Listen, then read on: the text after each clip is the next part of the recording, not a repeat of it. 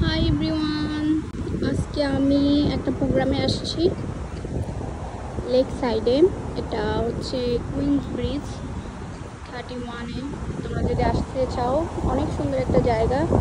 এখানে অনেক সুন্দর করে তোমরা বারবিকিউ করতে পারবা, পিকনিক করতে পারবা। এবং এই যে ভিউটা দেখো, জাস্ট ভিউটা দেখো কত সুন্দর।